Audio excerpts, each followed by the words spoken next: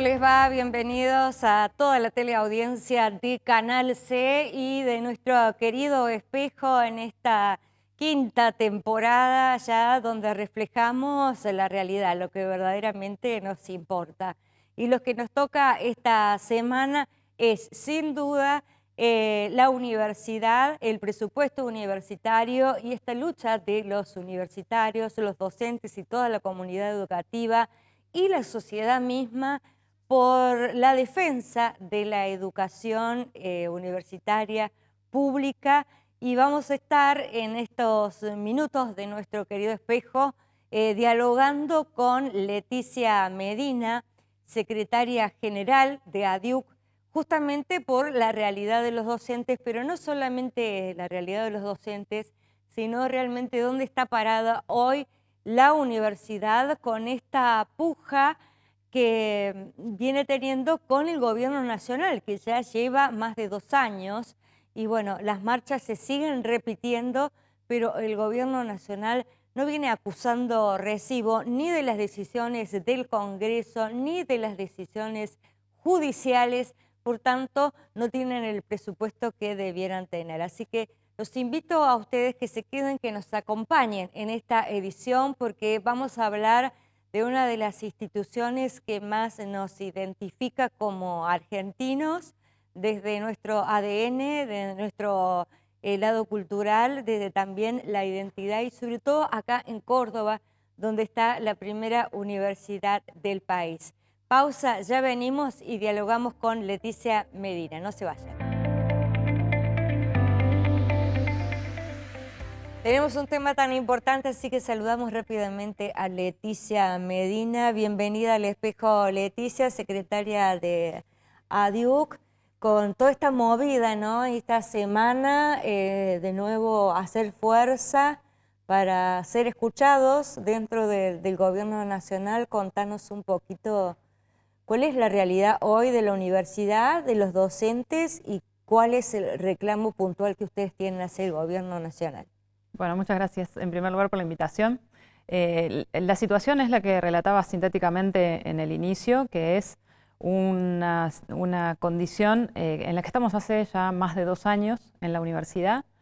A partir de la asunción del gobierno de Javier Milei, hubo un ajuste sobre los salarios a partir de, bueno, de esa devaluación que recordarán entre diciembre del 2023 y enero del 2024. Y la decisión del gobierno nacional de suspender la mesa de negociación salarial, que nos corresponde por ley también, desde los años 90. Nosotros tenemos, como el resto de los sectores del trabajo, una mesa de negociación para discutir la actualización de los salarios. Nosotros en estos 2 años y varios meses ya hemos perdido esa instancia de negociación. Por lo tanto, no pudimos discutir con el gobierno cómo se iban a actualizar los salarios en función de esa devaluación. ¿No hay ningún ámbito de diálogo? En este momento está suspendida la negociación, pero también ha cortado el gobierno los canales de diálogo con los actores universitarios, en particular con los gremios. Sí ha tenido reuniones con los rectores, ¿no? Pero tampoco esos diálogos han constituido una mesa de negociación ni han permitido avanzar en ningún tipo de acuerdos. Y esto, bueno, la cuestión de los salarios no es la única cuestión que está en juego, porque el ajuste ha sido sobre todo el presupuesto de la universidad. Hoy estamos con un presupuesto universitario menor al de la crisis del 2001. Ustedes recordarán, sí. Vos y toda la audiencia recordarán la crisis del 2000-2001, que fue uno de los momentos más críticos de la historia reciente en la Argentina. Incluso en el 2001 nosotros, los universitarios y los jubilados y jubiladas, sufrimos un recorte del 13% de nuestros salarios. Bueno, este es un recorte mucho mayor y hoy tenemos una caída del salario acumulada en estos 2 años de alrededor del 40% de nuestros salarios. También ha pasado lo mismo con el presupuesto universitario, solo que el presupuesto en un 90% está constituido por salarios. Por eso la cuestión salarial es absolutamente central en esta discusión. Claro, después de la segunda marcha fue cuando salió el gobierno nacional a decir que ya había enviado los fondos y fue un 70% de los gastos de funcionamiento, pero no tocó temas salariales, ¿así? Exactamente. Esa fue una de las primeras maniobras del gobierno para intentar acallar este reclamo, fue más o menos junto con la acusación o este intento de generar un manto de sospecha sobre el financiamiento y la administración de las cuentas de la universidad. Se instaló esa idea de que las universidades rechazaban ser controladas en sus gastos, lo cual es absolutamente falso, ¿no? Era falso que el gobierno había resuelto el problema financiero con ese envío de fondos que solamente eran para financiamiento de gastos. Y es absolutamente falso que las universidades no tengan auditorías. Las universidades son una de las entidades, de las instituciones más transparentes del Estado Nacional y yo diría en general de las instituciones, ¿no? Tienen sistemas cruzados de auditoría, 3 niveles de auditoría. Han pasado, la Universidad de Córdoba acaba de terminar un proceso de auditoría realmente extenso, intensivo, y lo ha superado con creces. Y el otro día escuchaba al subsecretario de Políticas Universitarias que cuando le preguntaban sobre esto, decían, bueno, en todo este tiempo, ¿lograron identificar alguna malversación de fondos? Y él tuvo que reconocer que no. Es decir, simplemente se trató de una operación política para intentar desdibujar un reclamo legítimo al que el gobierno insiste en no darle respuesta. Sí, varias voces muy serias que conozco me hablan en el mismo sentido, ¿no? De la austeridad y de la seriedad de quienes administran el dinero ahí dentro de la universidad y los controles y los filtros que hay, que es muy raro que se vaya a ir el dinero por otros lados con la facilidad que en otros ámbitos sí el dinero se va por otros lados, pero bueno, no nos vamos a ir del tema. Digo esto, Leticia, ustedes ahora fundamentalmente la única forma de ser escuchados es ir a la calle y hacer este tipo de marchas y que la sociedad apoye, o sea, no tienen ningún otro contacto o vía donde puedan ir. Bueno, nosotros hemos hecho en estos 2 años, creo que hemos protagonizado un sinnúmero de acciones. No solamente esta es la 4ª marcha, o sea, ya hemos hecho 3 marchas en estos 2 años, marchas federales en todo el territorio nacional, ¿no? Hemos hecho infinidad de otras acciones. Hemos desarrollado y desplegado una cantidad de acciones de tipo clases públicas, actividades en espacios públicos de las ciudades.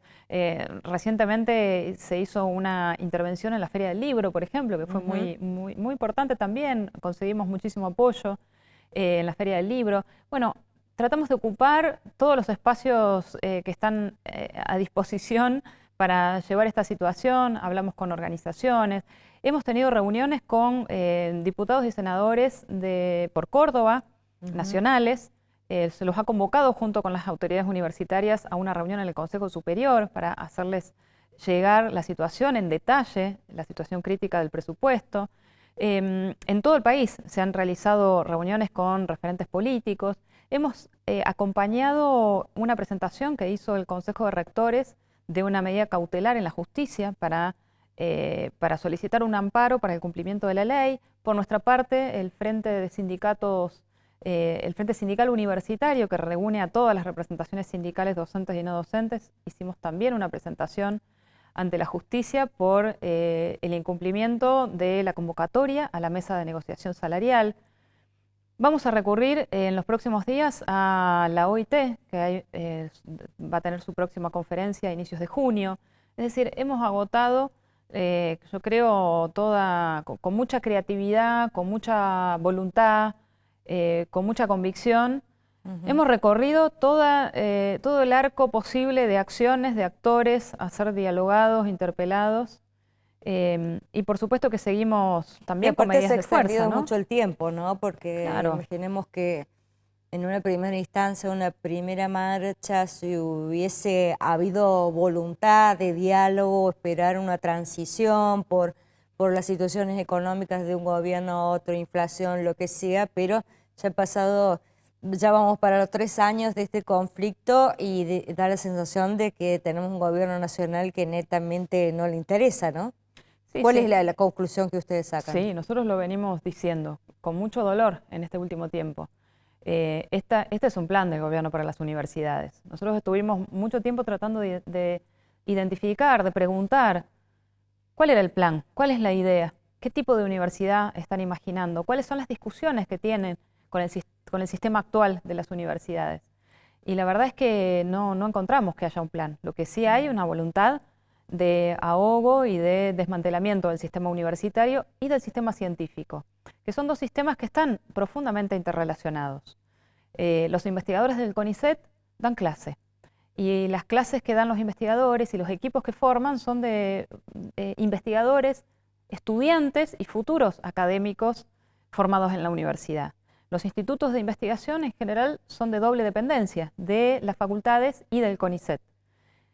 El sistema científico-tecnológico también tiene instituciones como el INTA, el INTI, la CONAE, muchos servicios, el servicio meteorológico, que son instituciones que prestan servicios también al sector público y al sector privado para generar condiciones para el desarrollo. Claro. En los distintos ámbitos del desarrollo, ¿no? Entonces, todo eso sabemos que está siendo desmantelado con la misma virulencia que lo que está pasando en la universidad.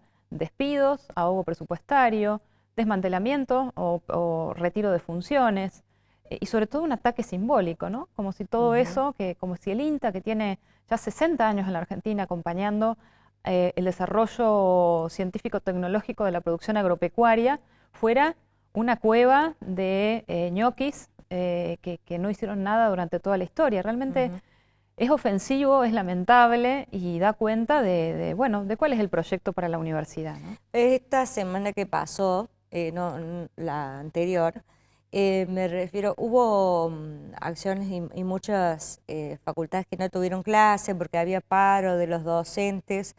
¿Cómo lo vive también el alumnado, no? Y lo que deja, porque nosotros como papás, digo, por mi generación, lo que más queremos hijos que amen el estudio y que traten de construirse y de enriquecerse como personas a través del conocimiento. Pero bueno, el mensaje que deja todo esto cuando hay ámbitos donde no se le da importancia a la educación, ¿cómo perciben ustedes los docentes que lo vivencian los chicos, ¿no? Los alumnos, de ir una vez hay paro, ir otra vez hay paro, ir otra vez esto no se resuelve, y en el medio tratar de hacer una carrera que sienten ellos también, ¿no? Sí, bueno, nosotros hablamos mucho con los estudiantes. Tratamos de que ese diálogo sea en las aulas, que no sea solamente con los estudiantes organizados, sino con todos aquellos que están haciendo un esfuerzo enorme. Nosotros lo sabemos. Tenemos cada vez más estudiantes que deben salir a trabajar para poder sostener sus estudios, porque sus familias hoy por hoy no pueden garantizar sostenerlos solamente estudiando. Entonces, sabemos que hacen un esfuerzo enorme. Y me parece interesante. Sobre todo que hay una representación acá en Córdoba del país entero prácticamente, ¿no? Sí. Además, realmente muchísimo esfuerzo familiar. Yo lo pienso en mi propia historia. Yo vine de Jujuy a estudiar con 18 años y mis padres podían sostenerme y yo hoy no podría sostener a mis hijos fuera de la provincia, ¿no? Por suerte vivo acá y estudian mis hijos en la misma universidad. Claro. Hoy la misma familia no está en condiciones de sostener lo que nosotros como jóvenes nos pudieron garantizar. Claro, sí, un gran esfuerzo. Y esto, además, si uno le acopla la realidad de alquilar, de buscar que el chico tenga todo para poder ir a la universidad, es un esfuerzo grandísimo para las familias del interior. Totalmente, y esto habla de una degradación de las condiciones de vida en general de las familias, ¿no? Que es parte, me parece, de lo que hay que discutir. No es solamente un problema de la universidad, sino de en qué condiciones están las familias para poder afrontar un desafío y un horizonte tan importante para el desarrollo de esos jóvenes, que es estar en la universidad. Pero vos me preguntabas por ese diálogo, esa relación con los estudiantes, y me parece interesante cómo lo preguntabas, porque los estudiantes no solo deben enfrentarse a los paros, también se enfrentan a un gobierno que no escucha, que también les congeló las becas, ¿no? Becas que en otro momento sirvieron para esos estudiantes que no tenían posibilidades familiares de sostenerse en la universidad y que hoy fueron congeladas en 35.000 pesos y por lo tanto no garantizan absolutamente nada, ¿no? Garantizan en todo caso comprarse un apunte. Esta ley, el ahogo presupuestario a la universidad los afecta directamente, y entonces me parece que el mensaje más difícil para esta juventud es el de un Estado que los desprotege, de un Estado que no los acompaña, que no facilita ni garantiza que puedan continuar una carrera. Y yo creo que por último el mensaje que nosotros les damos con una lucha sostenida en defensa de la universidad es un mensaje mucho más esperanzador, ¿no? Y creo que llenar las calles una marcha tras otra y hacer clases públicas y encontrarnos a pesar de esta situación es un mensaje claro de que la salida, también las salidas que hay que construir se construyen entre todos, en diálogo entre docentes y estudiantes, con autoridades, que las familias es importante que acompañen también. Sin duda, y yo quiero destacar, ya para cerrar, es más allá, saltando la situación universitaria, volver a poner en lo ontológico como sociedad en valor la educación, ¿no? Son tantas las cosas que hoy le están pasando a la Argentina, estamos todo el tiempo con noticias de cuánto aumentan los alimentos, cómo se endeudó la gente con las familias con las tarjetas. Bueno, estamos tan en la diaria que la educación, que necesita que un chico se siente tranquilo con cierto escenario a estudiar, a meterse dentro de un libro, a meter su cabeza ahí, la verdad que está bueno volver a hacer un sacudón para decir cuánto valoramos a los argentinos, que nuestros jóvenes y nuestros niños, que hoy también le están pasando mal, el día de mañana pueden tener puertas abiertas para crecer, ¿no? Sí, eso sin duda, que podamos seguir apostando a la educación, al crecimiento a partir de la formación científica, que sigamos alentando vocaciones científicas con becas, con estímulos, y al mismo tiempo que recuperemos algo que creo que está presente, ¿no? Porque por eso las movilizaciones son tan multitudinarias. Sí, sí, yo creo que es también la apuesta a la universidad y la ciencia como una institución que abre otros caminos para la sociedad en su conjunto. Tener un sistema científico nos permite conocer las profundidades del mar, pero también desarrollar nuevos alimentos que puedan resolver los problemas alimentarios de nuestra población más vulnerable, pero también diseñar nuevos sistemas arquitectónicos para solucionar el problema de la vivienda y también poder pensar otras redes de comercio internacional. Bueno, la universidad es una cuna también de proyectos, de horizontes sociales, además de individuales. Me parece que eso también es lo que está resultando atacado, porque la universidad y el sistema científico tienen la posibilidad de imaginar, pensar y proyectar otras maneras de desarrollo nacional que son las que este gobierno está impulsando.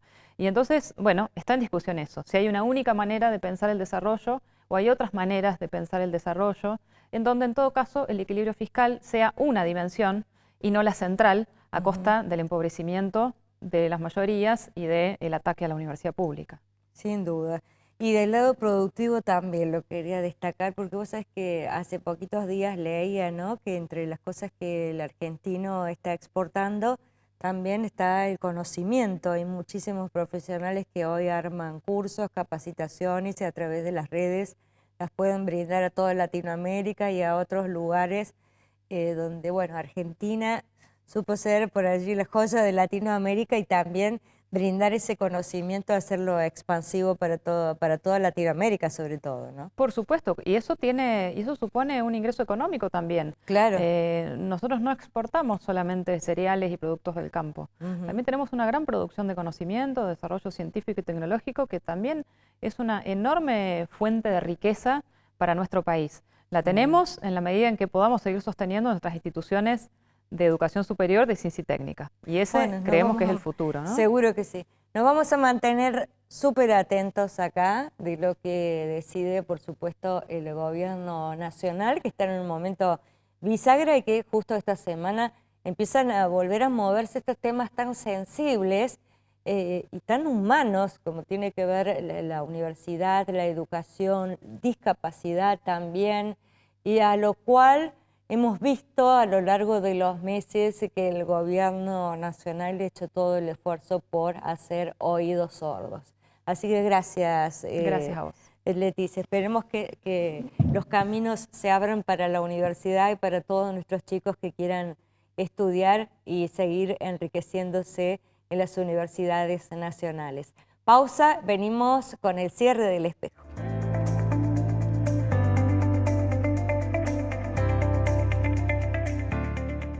Bueno, Bueno, la sociedad toda haciendo fuerza por la universidad y más que todo desde aquí, desde Córdoba capital, la docta justamente que ha llevado siempre ese nombre porque prácticamente una de las piedras fundamentales ha sido la Universidad Nacional de Córdoba, la primera universidad de Argentina y Latinoamérica, así que vale la pena defenderlo.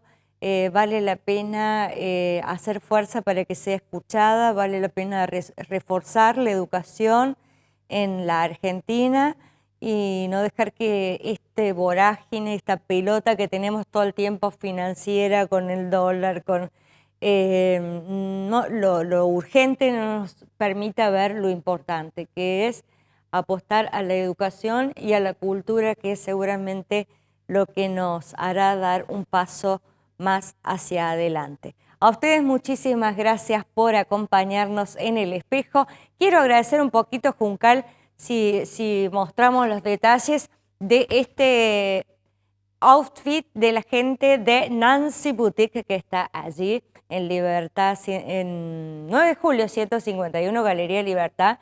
Y mirá el detalle del pantalón bordado, todo. Un saludo grande a Nancy y a Melanie, que siempre me acompañan con este vestuario tan cómodo, realmente muy, pero muy cómodo y abrigadito ya en este invierno. Así que les agradezco de todo corazón. A ustedes también, por supuesto, por acompañarnos e invitarlos a que dentro de 7 días nos vuelvan a ver aquí en Canal C, nuestro canal. Chau, chau.